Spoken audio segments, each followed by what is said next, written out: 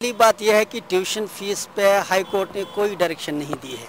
ये सब जुडिस नहीं है, ये बिल्कुल अफवाह फैलाई जा रही है।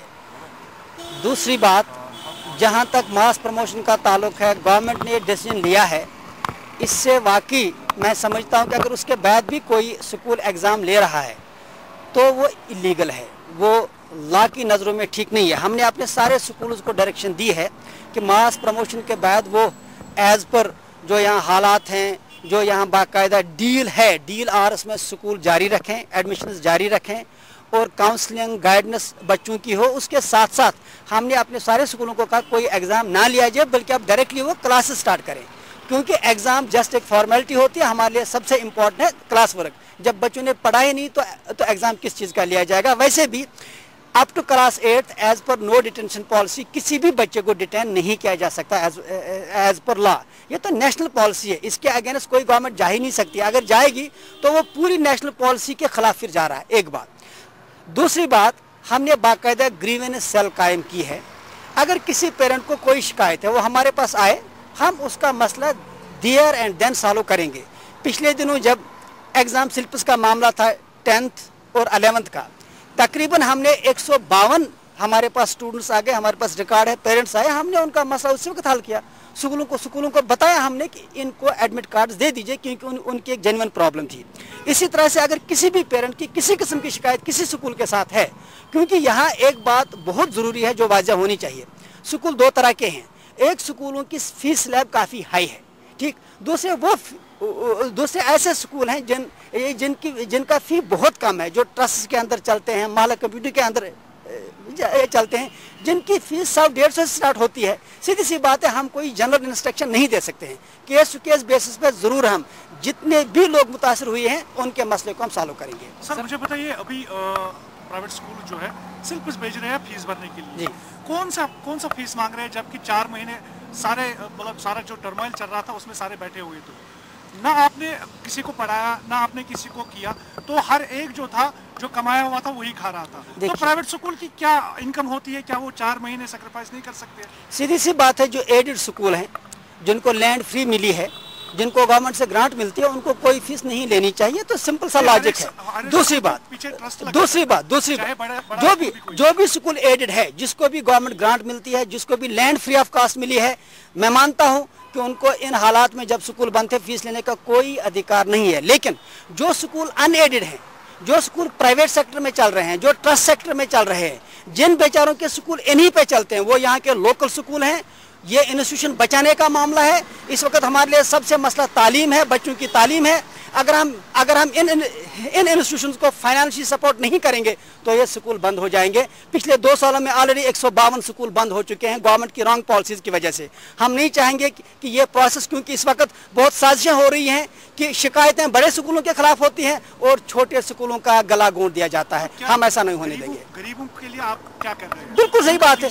कोई कैटेगरी में जाएंगे, कोई भी 2-3 दिनों के अंदर, हमारी वेबसाइट अभी तैयार नहीं थी, बाकायदा email ID, WhatsApp number, phone number अखबार में मुश्तर किया जाएगा। जिस भी पेरेंट को जेन्युइन प्रॉब्लम है हम उससे सॉल्व करेंगे। लेकिन इस आड़ में वो सरकारी मुलाजिम जिन्होंने बाकायदा तनख्वाहें ली हैं, वो दवासाज जिन्होंने बाकायदा तौर पर फार्मास्यूटिकल का बिजनेस किया है, वो किराना वाले जिन्होंने इवन सैलाब के दिनों का भी सामान जिन दिनों बेचा, उनके हक में कोई रियायत नहीं बरती जाएगी, बल्कि जो मुतासर हुए उनके मसले को हम जरूर हल करेंगे। सर, आपने अभी कहा है कि ये जुडिशल मसला नहीं है, लेकिन रिसेंटली PIL हुआ है, ह्यूमन राइट्स चेयरमैन की मोहम्मद अहसन अंटू ने आपके खिलाफ PIL किया और 12 स्कूल और आप भी उसमें मेंशन है, तो आप कैसे कह रहे हो? देखिए, एक चीज़ मुझे बताइए, मैं हाई कोर्ट और सुप्रीम कोर्ट से लगातार उनके जितने भी इंस्ट्रक्शंस आते हैं, क्योंकि रिसेंटली एक सुप्रीम कोर्ट में भी पेटिशन थी जो एंटरटेन नहीं हुई। सवाल ये है, 24 जुलाई तक स्कूल वर्चुअली बंद थे समर वेकेशंस की वजह से। एग्जाम चल रहे थे और यहाँ से सरकार ने छुट्टियां कर दी। उस वक्त भी एग्जाम चल रहा था, T1 का हमारा। उस वक्त हमने कहा कि स्कूल बंद मत कर दीजिए, एग्जाम मान रहा है, लेकिन उस वक्त उन्होंने माना नहीं। अब मुझे बताइए, उसके बाद जो एक पिल हुई वो 8 जुलाई को हुई या 20 जुलाई को हुई। 20 जुलाई को फीस का कोई मामला ही नहीं था, ये एक साजिश थी। इस तरह से ऑनरेबल हाई कोर्ट को मिसलीडिंग इन्फॉर्मेशन दी गई और ट्यूशन फीस के ताल्लुक से हाई कोर्ट की कोई डायरेक्शन नहीं आई। सर, मुझे बताइए, 4 महीने से ज़्यादा जो स्कूल बंद रहे, किस बात का फीस हम? मुझे बताइए, पहली बात है कि स्कूल इन ए वे एक पब्लिक इंस्टीट्यूट होता है, बच्चे पढ़ते हैं वहाँ। مجھے بتائیے آپ کو بچوں کا سوچنا ہے کہ آپ کو فیس لینے دینے کا معاملہ ہے.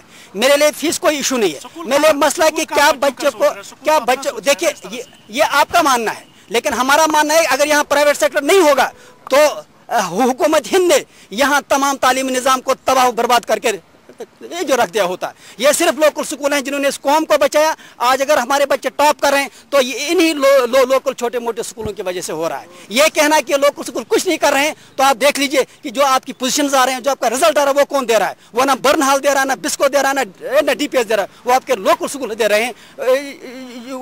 ایسے سکول جن کی فیس 100, 150, 400, 500, 1000, 1500 ہے.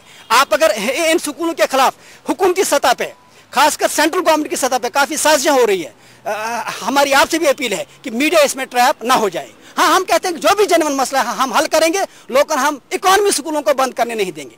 سر جی جی, گورنمنٹ آف JNK نے ریسنٹلی آرڈر کیا ہے کہ ماس پروموشن کیا جائے, لیکن کچھ جو پرائیویٹ اسکول سے وائلیشن کر رہے ہیں کہ وہ کس طرح سے ٹیسٹ پھر سے لے رہے ہیں 8th یا 9th اسٹینڈرڈ کو یا 11th اسٹینڈرڈ کو, کس طرح سے وہ پھر سے ایگزام لے رہے ہیں؟ دیکھیے ماس پروموشن کے معاملے میں میرا ماننا یہ ہے کہ سکولوں کی فیس آتی ہے جب وہ رزلٹ کاٹ دیتے ہیں.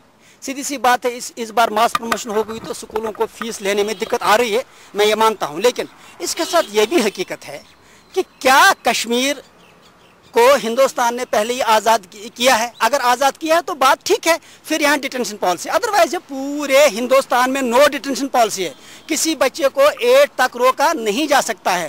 تو مجھے بتائیں ایگزام کس چیز کا؟ دوسری بات, جو ماس پروموشن کے بعد بھی اگر کوئی اسکول لے رہا ہے تو وہ گنڈا گردی کر رہا ہے, وہ ٹوٹلی ایلیگل چیز ہے, اس کی کوئی لیگل گنجائش نہیں ہے. ایسے سکولوں کے خلاف دیکھیں, ایسے سکولوں کے خلاف گورنمنٹ کو جو بھی لیگل کارروائی بنتی ہے پوری ایکشن لینی چاہیے, بلکہ اس کو ڈی ایفلیٹ کرنا چاہیے. یہ گورنمنٹ کی ذمہ داری بنتی ہے. ایسا میں مانتا ہوں کہ جو متاثر ہوئے ہیں ان سے کوئی فیس ہی نہیں لینی چاہیے. عام لوگوں کی بھی بات دیکھیں عام لوگوں کا جہاں تک تعلق ہے, یہاں پہ دیکھا گیا ہے کہ یہ سبسڈی کلچر جو بنا ہے, جو لوگ مستحق نہیں ہوتے ہیں وہ اس کا فائدہ اٹھاتے ہیں, جو لوگ واقعی مستحق ہوتے ہیں ان کو کوئی پوچھتا نہیں. ہم نے باقاعدہ کیٹیگری کی, اس کو اوپن رکھ رہے ہیں. پروٹیسٹ کیا چھتابل علاقے سے, تو انہوں نے کہا کہ میرا باپ جو ہے آٹو ڈرائیور ہے تو ہم فیس نہیں دے سکتے ہیں. تو ایسے بالکل صحیح بات ہے. ٹرانسپورٹرز کے تعلق سے سومو والے, آٹو والے, اور اس کے ساتھ ساتھ ہمارے جو 407 گاڑیاں چلاتے ہیں, بسیں چلاتے ہیں, ان سے کوئی فیس نہیں لی جائے گی. یہ ہم نے باقاعدہ فیصلہ لیا. ان کو کہیں کہ وہ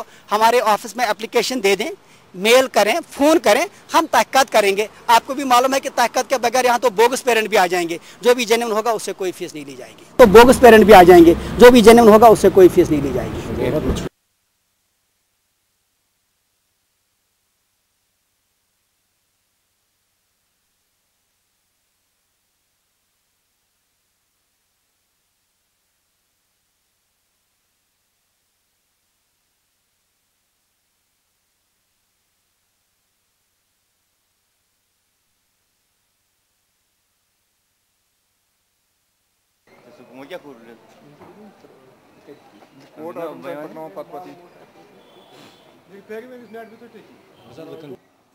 کشمیر کی سیاست پہ جو